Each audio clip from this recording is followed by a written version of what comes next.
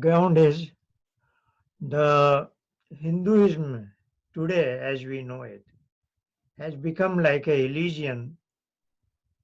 A common Hindu thinks he also follows a religion like R1, R2, so many.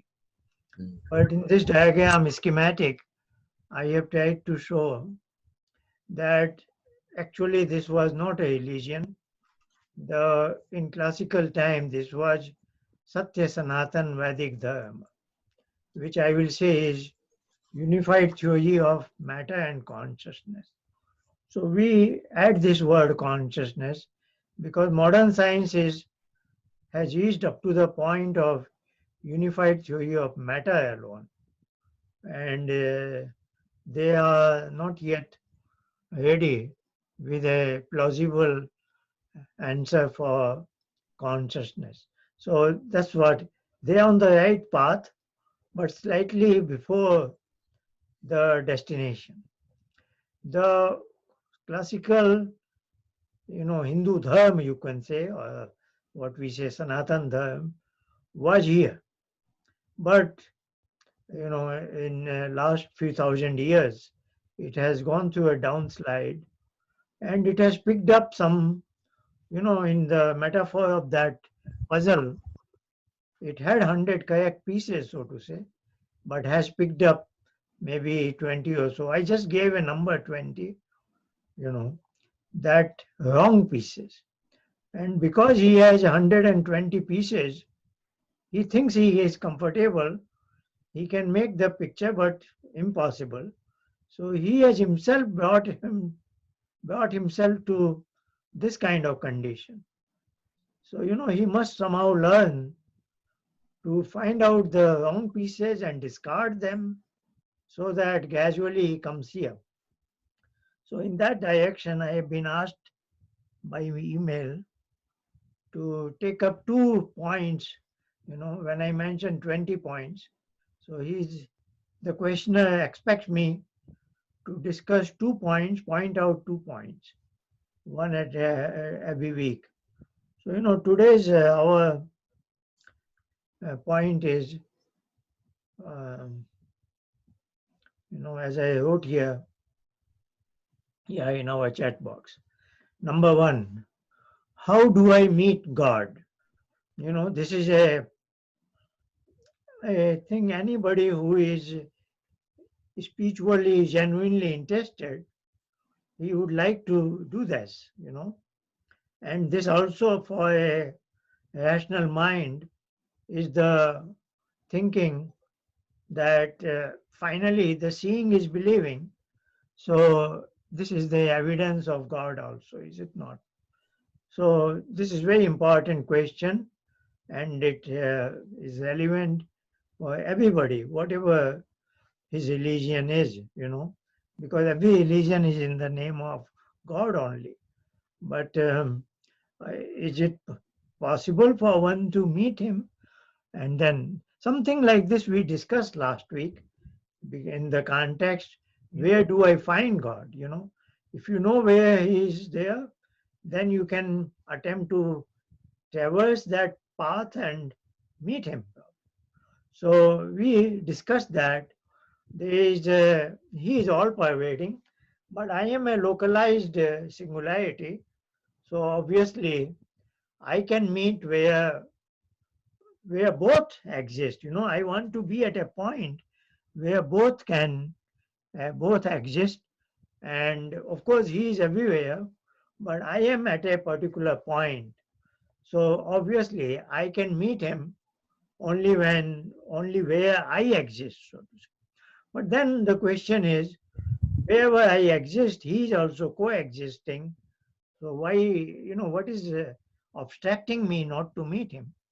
Then we know it that this is me, the thumb, but I am enveloped by this mind domain. And then mind is connected to the larger body domain. And I am so much occupied with my mind. So to say, I am always watching this inner TV. So though I am, it's like a fish in water. Indeed, there is a Ved mantra, apam madhye tastivasam. Very interesting metaphor, that we are like a fish, thirsty, but we are in water itself. So that's the way we have become, because we don't know how to meet him. That's what this question is about. So a common Hindu now, because he considers himself as a part of religion, and religions have certain kind of you know certain, what should I say, boxes. The religion puts you in a box where you are made to think you have to have a founder. Every religion has been founded by a human being. There is a date when it was founded, and then there is a so-called place of worship, and then there is a so-called book, their code book. So these are some parameters.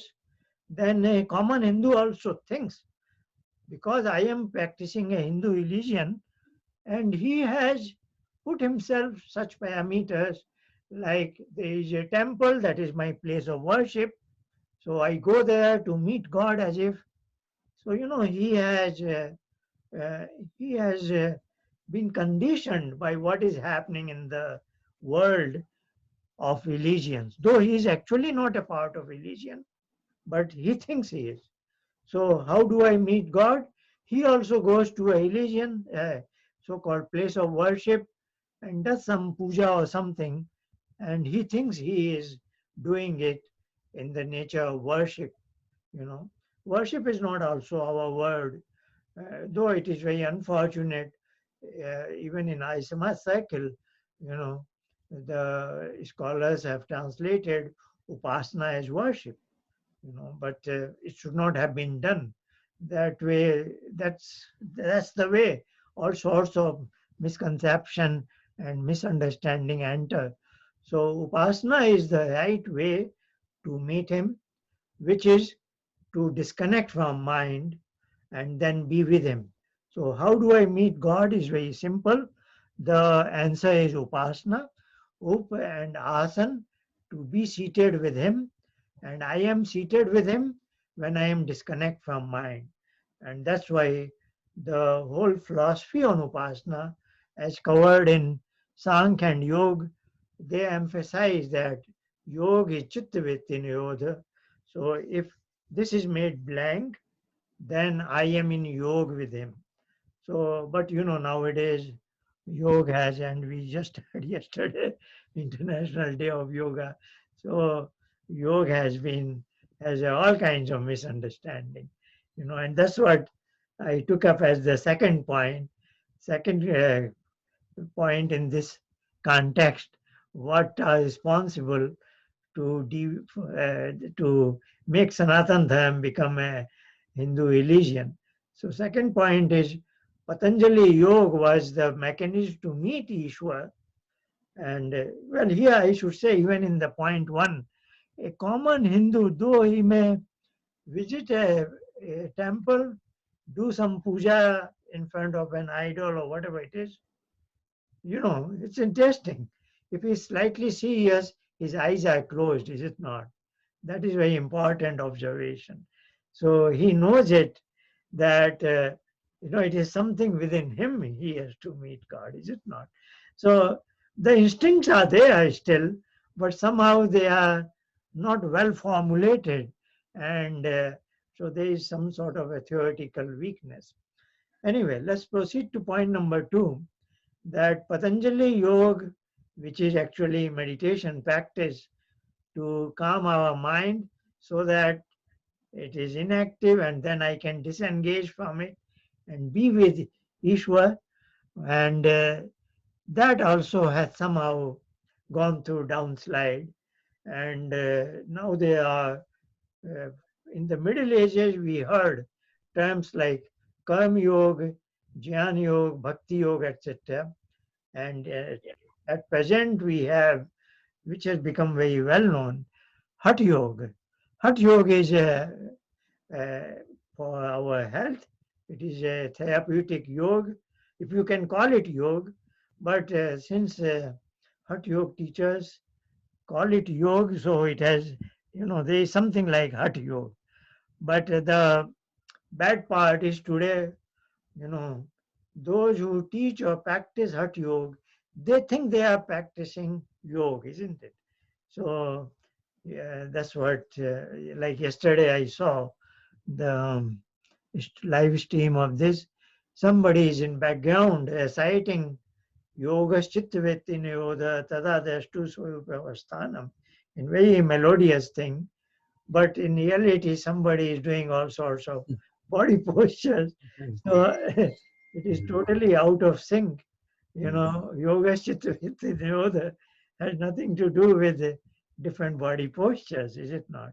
So different body postures and breathing exercises are actually part of Hatha Yoga, and they have nothing to do with.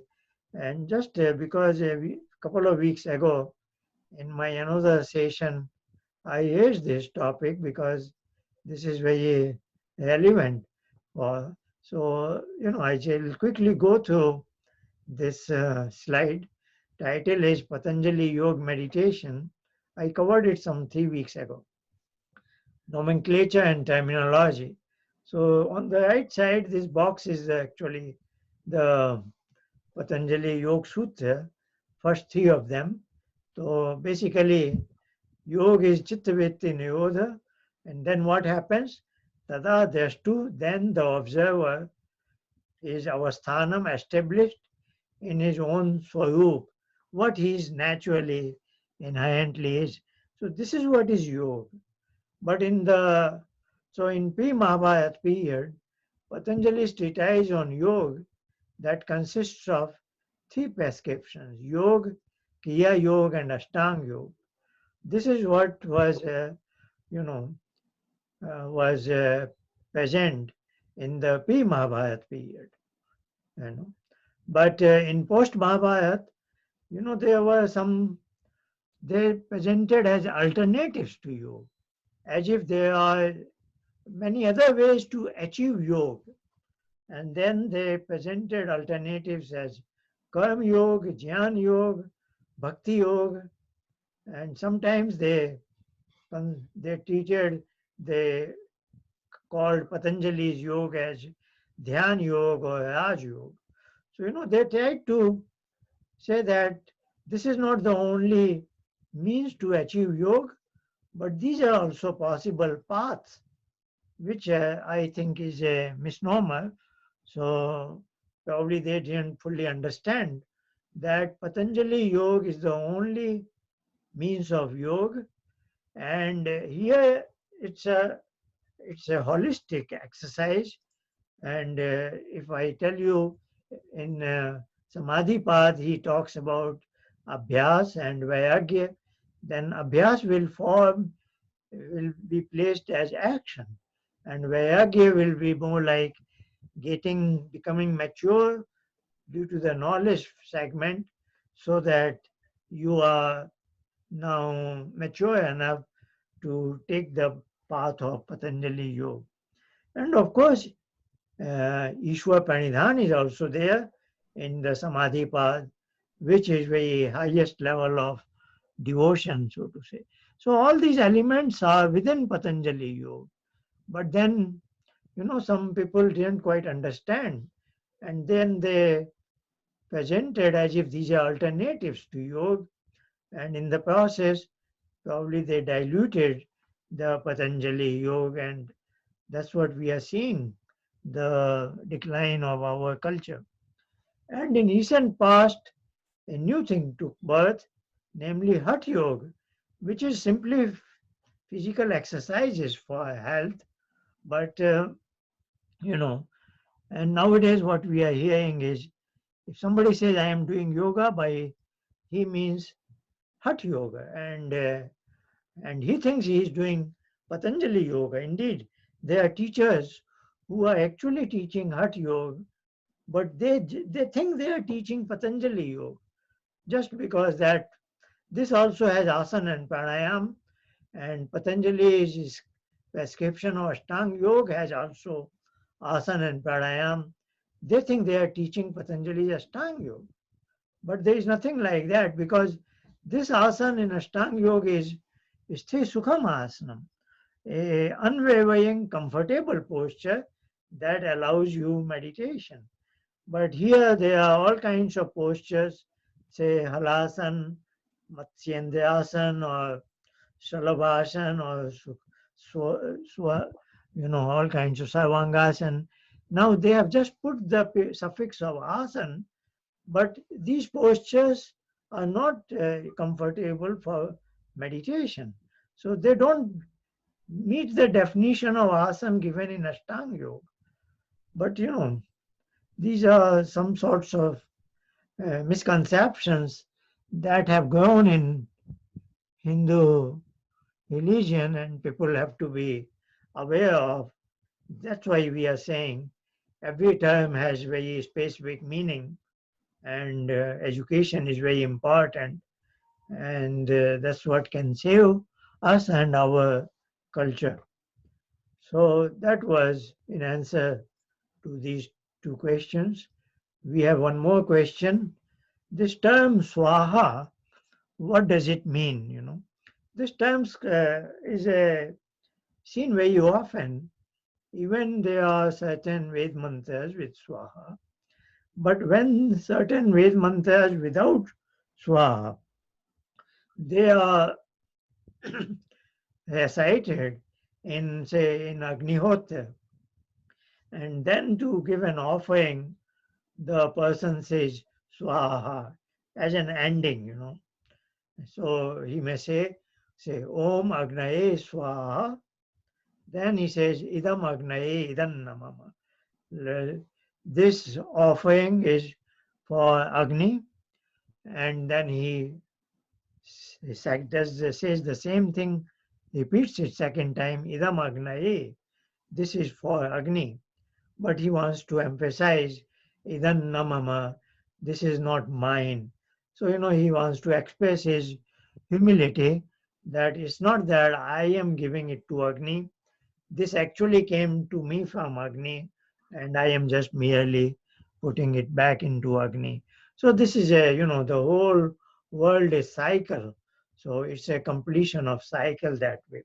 So just because this question was with me a while ago, so you can see this is a book on Niyuktam. This is my Maharishi Yaska, if you can read that. He is a authority on the words that appear in the Vedas. That is called etymology, Niyukta. In Vedanga, they say Shiksha is first, which is phonetics. What we say in modern jargon, first book of alphabet, so to say. Then comes Vyakaran, that is Sanskrit grammar. But then to be able to get to the depth of Vedas and its meaning, one has to have third component is called Nayukta. And as you know, in Vyakaran, there is a whole lot of, there is a series of scholars. But what is available with us is called Panini grammar. Even there now there is a dilution now. Panini Ashtadhyayi, somebody wrote a book called Kaumudi. His name is Bhattoji Dikshit. So, just like in place of yoga, we have Hatha-Yoga and all that. So in the past few thousand years, decline has come in all shapes and forms. So Vyakaran also we have more prevalent is now Kaumudi Vyakaran rather than Ashtadhyayi Vyakaran. And even in Ashtadhyayi, Panini is our authority, but Panini mentions some 8 names, I believe, Shaktayan and so on and so forth. So the reason I am saying is that, there must have been a several number of grammarians and their schools, and then Panini is the person who is compiling in a particular form. So, but it's not that it is Panini grammar, it is representing a whole series of his predecessors. So must have had, India must have had hundreds and thousands of scholars in every discipline, but today we have one book by the last person, and even that gets diluted. So when it comes to Nayukta, again we have only one book from this Yaska, and his book is actually twofold. It is first part is called Nighantu, which has 6 chapters, and then Nayukta is in continuation explanation to the previous 6 chapters. So here he's just like about Panini we say na bhuto na bhavishyati. It's difficult to imagine a human mind who has all the words in Sanskrit language. That will be billions of words in his mind, and he is able to formulate a scheme that every word can be generated out of certain roots, dhatu, and certain, what is called pratyaya and upsarg, suffix and prefix. So I had a very small self study of Panini grammar, and from my engineering science background, I must say it is very difficult to imagine there can be a human mind like what I see in Ashtadhyayi. I have that book also. So it's just about 100 pages, about 3,000 or so sutras, what is called. It begins with the Adech, Adenguna. I remember some of them in the beginning. But it's a masterpiece, actually. And I want, that's what was my desire at one time. All educated Indians should have some idea what is Panini, who is Patanjali, and something like that. Because we are not taught all this in schools, colleges, universities. Even in history, though the book exists, so there must have been a person named Panini. Our historians should tell us something, but our history books that we learn in schools and colleges, they give no information, is it not? So the reason I mentioned this Yask is he must be also, he is an authority in the sense he has 20,000 Ved mantras in his mind like that, and at any one point he can say this word appears in this particular mantra and in this context. Can you imagine this? That's beyond our comprehension how a human mind can be like this. So he's considered an authority. So just because I saw this question in time, you know, so I thought this, if you need the reference, it is 8.20 in Nayukta. The word Swaha has come. This is his style. He writes, so there is a, because I am not that good in Sanskrit, so I have to have a translation. So I'm reading a very small paragraph here. This is 8.20 in Nayukta. This is commentary. Swaha ketayah. Swaha. Yah. Now the three possibilities are given here. Su plus aha. Su plus aha. Sundar kahna. Yani, when you say swaha, you are implicitly saying, I have said something wonderful, something very positive. Swa vag. Apni vag कहती है. Now this is a different etymology. First was su plus aha. Now it is swa plus vag. Vag is our vocal cord and swa is mine. So now you are saying as if apni vag कहती है अपने को. That means, I am, I am, it's something so important that I want to tell it to myself. You know, it's not, I may, sometimes generally we speak out loud to tell somebody else. But sometimes in our process of introspection, I want to tell myself something, is it not? So that sense is there. Swam Paha. Now it is Su and Ahutam. So this is in the context of Ahuti. सुंदर home योग्य हवि को ज्योति होमता है अथवा तासाम उन स्वाहाकृतियों की यह एक होती है. Now this third meaning was as if I am offering to, again that nature cycle, let my offering go back to the ocean where it came from. So, and in recognition of that fact that yes, like I have got everything in plenty from that supreme consciousness design, you know, and as in my deep sense of humility, a small part I am returning to it, and what is the best way to offer it than the fire in front of me? So Juhoti is that I am putting the Havi into the home. So, it has three meanings. One is good word, it's good, well spoken. One is the other one is swa, yani I am speaking to myself. That is like, it implicitly means that I understand very well what I am saying. Third is I am having spoken these words, now I offer something to the fire in front of me. So that was the possible meaning. Next Mm. question here is, so in today's discussion, this will be number 4. How many kinds of meditation like mindfulness, mindlessness, etc.? Yeah.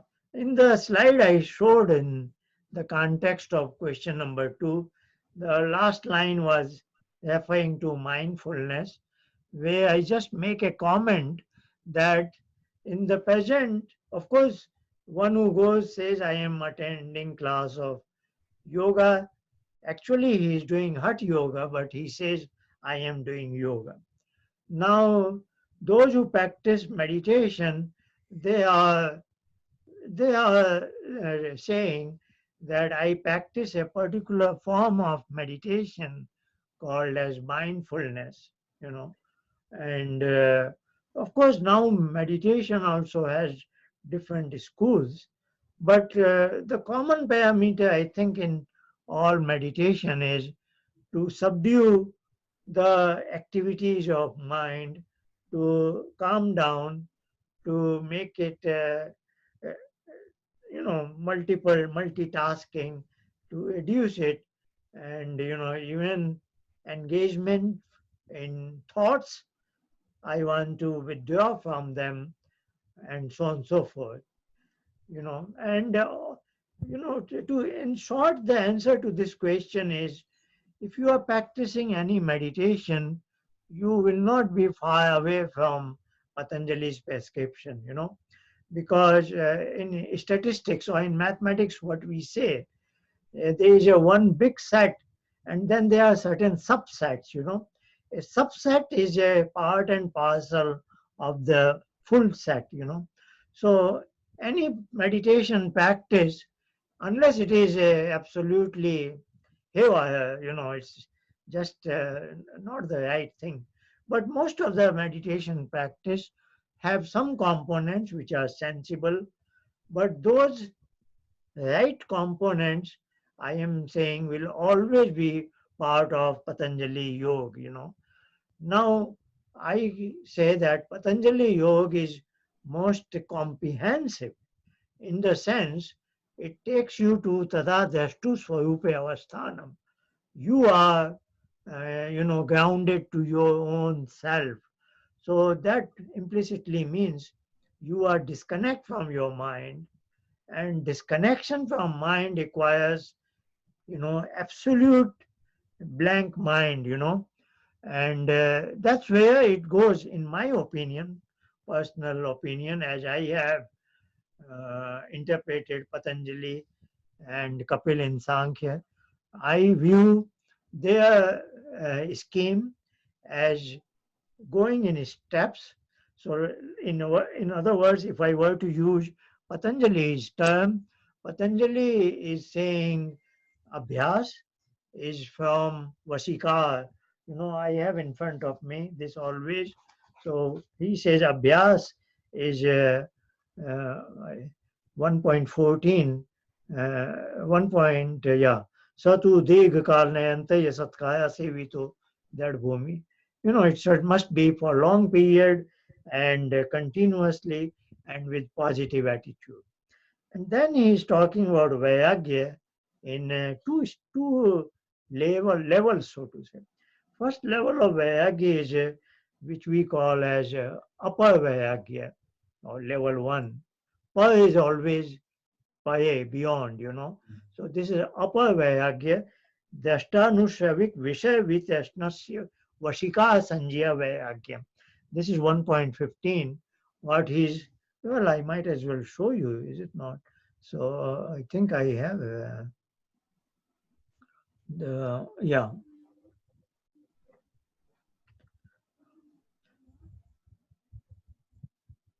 So 1.14 was Abhyas, which has three parameters, Dikalayantaya Satkaya Sevito, so that it becomes, that bhumi means it is grounded. Now, talking about Vairagya, there are two levels. Level 1 is Dashtanushavik Vishay Vitashnasya Vashika Sanya. So, level 1 is, he gives it a name, Vashika. And then what he's saying, Dasht means what you have seen in the world, or what Anushavik means what you have overheard. Vishay means all that is objects of pleasure that are that are obtainable by our five senses. So Vishay is what is the objects for my sensory organs. And Vitashnasya, Trishna is a craving for those objects. And V is here for opposite, Vipaya. When I have no more craving for all these objects that I have observed in my life or I have heard from others, then I have achieved first level of Vairagya, and that is called as Vashika. Then he says Tat Payam, beyond that, then something he calls as until you have Purush Khyate, until you have had self-realization. Until that stage, he is warning you or he is letting you know that all that happens in your chitta is again in fluctuations of their guna, because chitta is nothing but trigunatmak, so there are fluctuations happening, and towards them also you have to obtain the same viteshna, detachment, then you have achieved parvairagya. So this is, now the question is, what is this stage? This is all that I get through my senses. But as I practice meditation now, then even though I have made chittavritti nirodha, I have made my chitta blank, then something happens, and that is what is mentioned in 1.17. This is called as sampajñāt yoga, which is we call as intuitive knowledge, which is flash of knowledge coming from Ishwar on your chitta, because he wants to give certain insights to you. And they go through again four subdivisions: vitark, vichar, ananda, smita. Now I am not going into this detail. What I am trying to say is, even if your chitta is blank, then something may appear on your chitta that we is called as sampajñāt yoga, and Patanjali is suggesting that you have to be detached even towards this, because this is not your finality. And then comes the next stage is vivek khyati. Then your purush and your chitta are distinctly different, because here also this is sampajñāt yoga, but your chitta is the vehicle. These insights are falling upon your chitta. So chitta is still playing your role, but it's not that your chitta is showing something coming from your memory or something coming from your outer world. No, no, it's nothing like that. This is a flash coming from Ishwar. But then he says you should even develop a detachment from this, because this is also appearing on chitta, and you want to be now, your destination is further away. The reason I am saying all this is because here also, let's say, even in dharana and dhyan, as you are proceeding to this direction, you have a pratyaya in your mind. That's what, we, like in my classes, again, I teach, you do mental recitation of Om. So that mental recitation is kind of a vehicle through which you want to end up to nothingness. So that is what Patanjali is saying is Pratyaya Ektanata Dhyanam. So, Ektanta is uniformity of a pratyaya or prototype you are superimposing. So even that level is mindfulness. Your mind is filled with something, and you are very careful that there is no interruption in it. If there is interruption, then it is dharana. If there is no interruption, this is dhyan. But this dhyan is now mindfulness. You have to, you know, and this mindfulness will graduate to blank mind. And now there may be a Sampajyat Yoga. Now Sampajyat Yoga may be, again, this is a bundle of four. And it's not that you can go to the fourth in the pyramid. It has to be one, two, three, four. This has to be like that. That has been emphasized by Vyas, you know. So there you have to go through those four stages. Then comes Vivek Khyati, then Asampajyat Yoga, then maybe Samadhi because still some clash is lying there. So this is a long journey. So if somebody says, teaches to some students, just fill up your mind with one thing and don't let it disappear. Be mindful about it. It's a good journey. But it is a part and parcel of Patanjali's journey. This cannot be the ultimate destination. So in my classes, just to emphasize that Patanjali's yoga is corresponding to say Sushupti, mind is absolutely blank. I try to teach them that okay, mindfulness is good, but then you want to bring its blank mind and disconnect from it. And I just gave it a term like mindlessness. It's a mindless term, so to say. Nobody wants to be mindless, but just to give it a term so that students understand that we have a way beyond mindfulness. So these are nomenclatures. This is not a valid from our Patanjali Kapil's book on Sankhya and Yoga. It's just to explain to our modern students that there is a journey even beyond mindfulness. There is a question here. Let me read it here. Oh, yeah. So today's question number 5 would be, how is Patanjali meditation different than from Buddhist meditation? How can meditation be different? Actually, to tell the truth, meditation cannot be different. It has to be one. And I think what Patanjali's prescription, because it is comprehensive, I think that is thoroughly well described. Now, others' definition is, a smaller package of that. I do not want to comment with anybody's name here, but we have very high regards for Gautam Buddha, and we are proud of in the sense when India had gone through massive decline, that even the Brahman, they started meat consumption and even putting meat into yajnas and all sorts of senseless things about 3,000, 3,500 years ago, whatever it is. So this out of compassion, he said this cannot be acceptable. But that's the beauty of the Vedic philosophy. He did not formally study the Vedic literature, but I think he somehow got the Patanjali's prescription, because that is very brief. Patanjali's Yoga Sutra is just, 4 or 5 pages. So, and he went into what we are discussing, Sampajyat Yoga and all that. So his own yoga sadhana, you know, because the knowledge doesn't have to come to you through the books. As I said, Sampajyat Yoga, you get those same insights. So I am confident Gautam Buddha got absolutely the correct insights, and he himself must have realized what we call Ishwar, beyond the Vivekhyati, etc.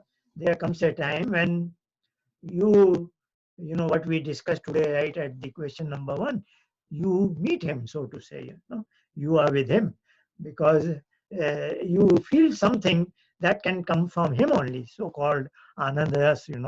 So I am sure in his original philosophy, Ishwar was definitely an element, but his students. And later on, when it became Mahayana and all that, I'm not a very knowledgeable in Buddhist tradition, but this is what my mind thinks. This is my speculation that now today, formal Buddhist philosophy does not include the entity whom we call Ishwar. That is a bit unfortunate, but I am sure Buddha, he was a realized person. He would not have said that there is no Ishwar. He never, I don't think so. There is such a possibility. So, what now coming to this question after this introduction part, the answer to this question is I believe in Buddhist traditions, there are very high quality meditation practitioners, and some of the things India has lost, maybe that is still survived in Tibet or Burma or in other Sri Lanka, maybe because Buddhists have been practicing. India has gone through massive downfall that even yoga become Hatha-Yoga, so to say, but they have maintained the tradition of meditation, which is Patanjali Yoga. But I think because their philosophy does not include the concept of Ishwar, they do not interpret their state of meditation in that sense. They just call it mindfulness because their formal book does not allow them to look beyond that. That is, but I am sure they must be doing very quality meditation and they must be very gifted. But because their formal philosophical framework does not say that they were united with him, yoga with him. That's what yoga is all about. Yoga is union with him. So they are not able to interpret it. So they just, I won't say they misinterpret it. They their highest state, they just call it as, you know, mindfulness or something like that, nirvana, whatever is their term. But what I would say is, so, it is just semantics basically. Their nirvana is like our Nibbid Samadhi, so to say. And indeed, our Nibbid Samadhi means Jivan Mukta now. So that is also nirvana. You don't come back to the cycle of birth and death. And so they believe in law of karma, they believe in punarjanma. All the things are there, except that they don't have the manager. If there is a law of karma, somebody has to give the reward. They think the karma self automatically brings the reward, just like a ball, if it is thrown, it bounces back. So, that's a philosophical, it's a slight difference in semantics. Otherwise, so in answer to this question, I would say meditation is same actually, and we owe it to Buddhist tradition because a lot was lost in India because India went through foreign rules and all kinds of bad things have happened, particularly in North India. Only in South, there are some Ved parties and some in your area, Gokarna area, and in I read a nice message in WhatsApp group, something very close to your Goa area.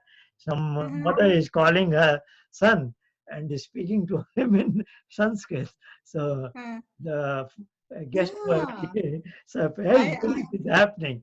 So yeah. in the South, a lot of tradition has been maintained, and even in Buddhist, I think they have maintained this tradition of meditation, but it should be same. It is just like difference in, I think, nomenclature.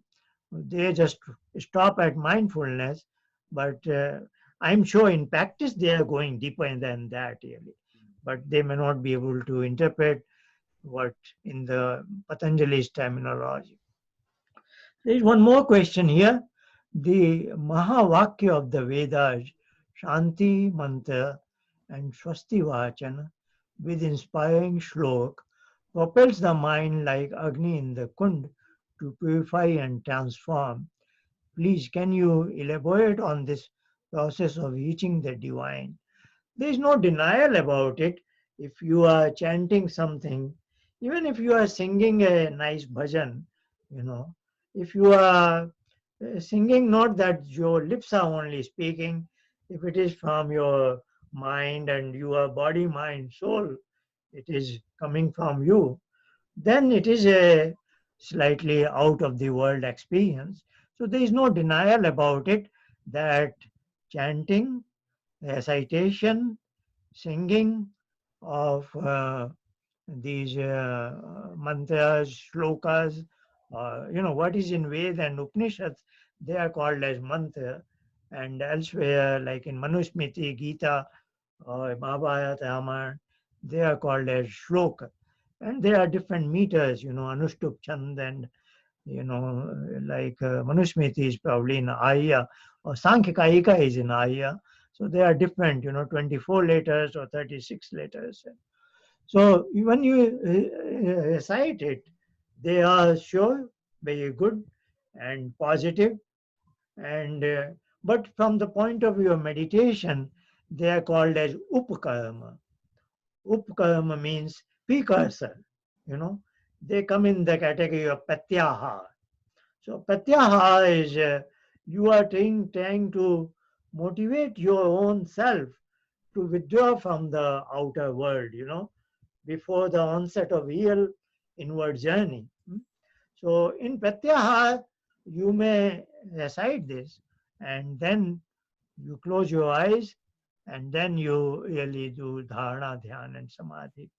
In dharana, there cannot be any sound coming out. Dharana is you are superimposing something on your chitta. So like you may say om om om, but it may be no sound should come out. It should be just mental recitation. So you want to be mentally absorbed with something which is positive, so that your ahankar, your memory, doesn't throw in anything else. So it's a very complex ball game you are playing with your own mind, because your objective is to make your mind calm, and everybody knows it. When I stop, and it. I am sure Sagarji knows it. If he does sandhya, you can recite all the mantras and your mind is wandering here and there, is it not? Yes, of So course. if you have something in your memory, Mm. the outer part of mind is just, this is multitasking. It just asides, but your inner mind is, you are planning what you will be doing after Mhm. Jnana, So, something. So it's yeah, not really you are doing it with. So recitation is good, but it is precursor. In Patanjali's Vyas terminology, it is called as upkarma. It is preparatory karma. I think that was a good discussion. We we have some 8 minutes or so. If there is something in mind, we can take it up. But it was very interesting.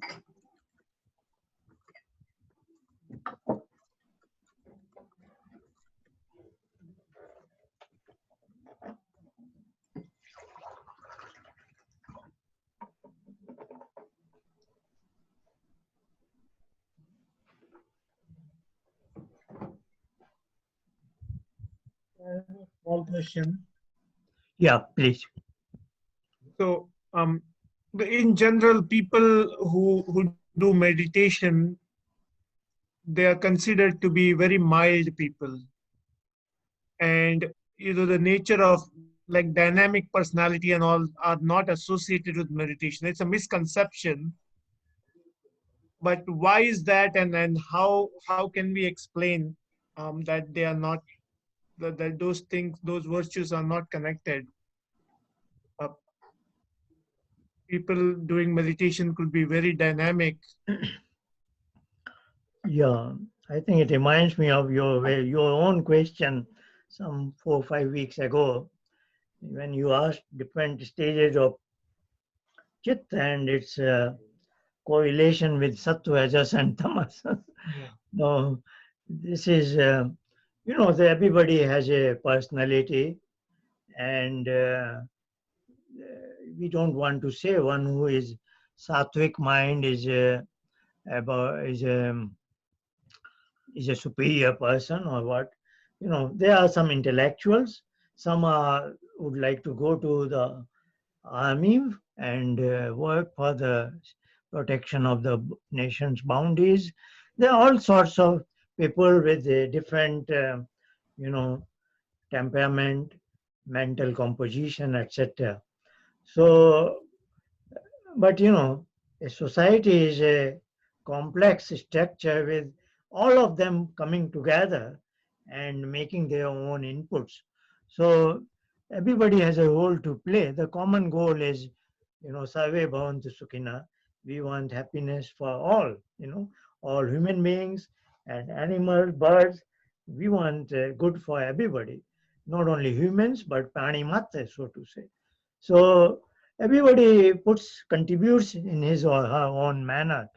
Now, and also you will realize every human being is in his own journey. We are, our journey is from multiple lives in the past.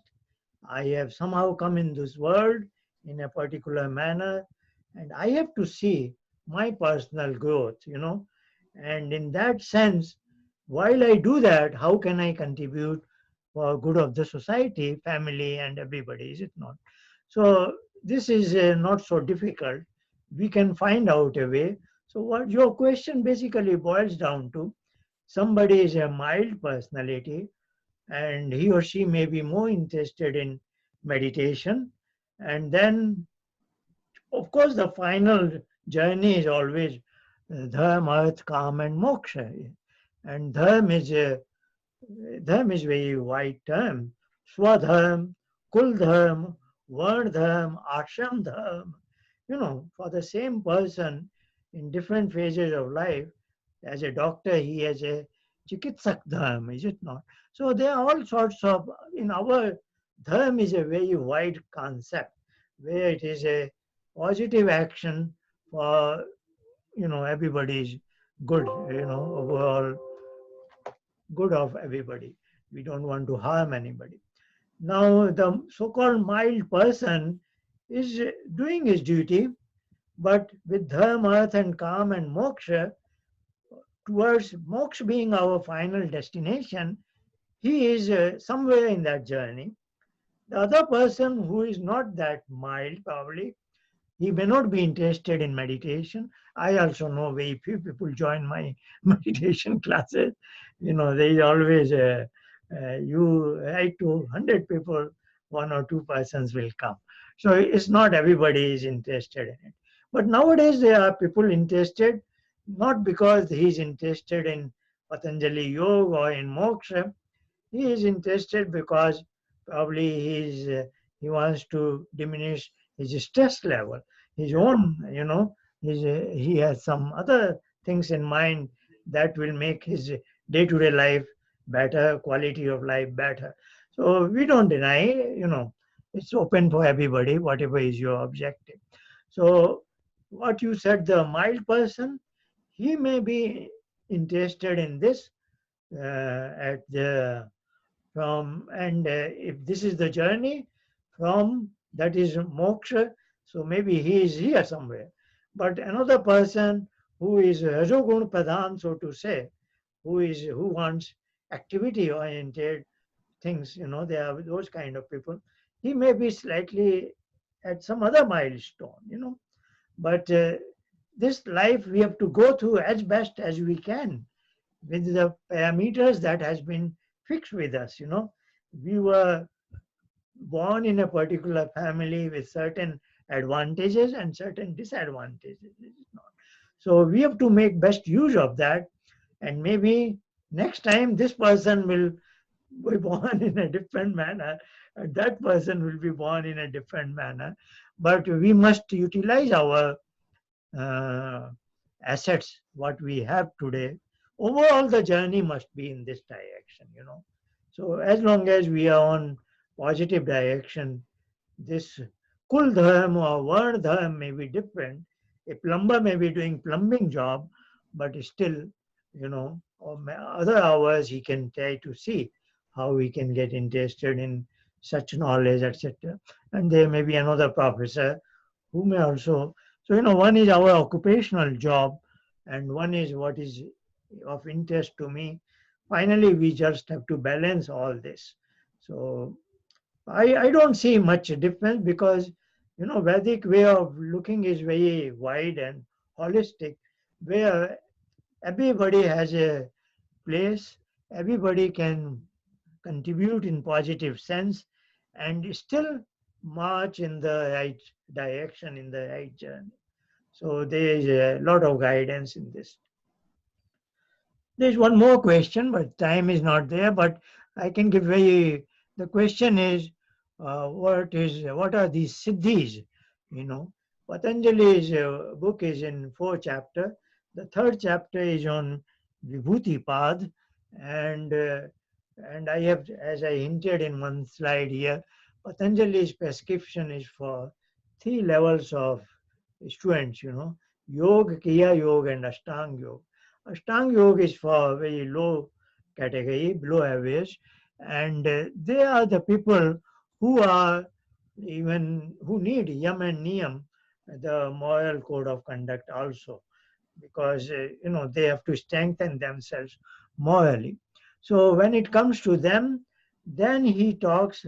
Dhyan is pratyaya ektanta. He is allowing them to superimpose something, whatever. This is a he is allowing them to gain mental proficiency in anything that they want to do. So they are worldly people, and they want to have worldly achievements. Say if somebody is interested in hypnotism, just to give you an example as a quick. Now he has a lot of power to manipulate another object's mind, is it not? So that is a skill. Somebody has a lot of skill in knowing, in interpreting an animal's voice, is it not? So there are a lot of skills that can be called as Siddhi or Vibhuti. So he goes on describing them, and then he has a concept, Dhyan. Dhyan becomes Samadhi when earth, mata, nebhasam. Cannot go in those details, but remember, he started with something that he loves, and he has superimposed that on his mind. And now he's going very deeper into that thing. And then Patanjali has a concept of Sanyama. I think that was also asked here one evening. Sanyam is Teyam Ekatya Sanyam. When Dharana is on a object, Dhyan and Samadhi are on the same object. This he calls as Sanyam. And then the result of the Sanyam is being described in the later part of the third chapter, that you can generate excessive mental powers, what we can call, which are at low level. You will meet a lot of people having those powers, is it not? But then at a very high level, one can go in that direction. Then he says, but that is not the objective of his yoga. So he says this should not be utilized. So this is he's saying you can go in this direction, but then he wants to suggest that this is not the right direction of yoga. So he gives it a turn, that then he talks about Kaivalya path, that you want to achieve what is called Nibbid Samadhi and all that. Now, having said all this, this is where the genius of Maharishi Dayanand lies. What has he done? He is using the Ashtanga Yoga prescription, but in Dharana, instead of giving the freedom, you choose any pratyaya and superimpose it. What Patanjali means, Maharishi Dayanand suggests the mental recitation of Omkar, and then, so he, in very interesting manner, he uses Ashtanga Yoga and goes to the first chapter of Ishwar Pranidhan, Tajapas Tadas Bhavanam. So he doesn't, this is very unique. I found it very interesting. So otherwise, to understand the yoga darshan fully is not very easy. People just use one statement here and there. The whole sequence is very, very important. Why this is coming, this, then the next, so on and so forth. Anyway, we have exceeded the time slightly, but a lot of questions. Very good. Thank you very much. We'll meet again.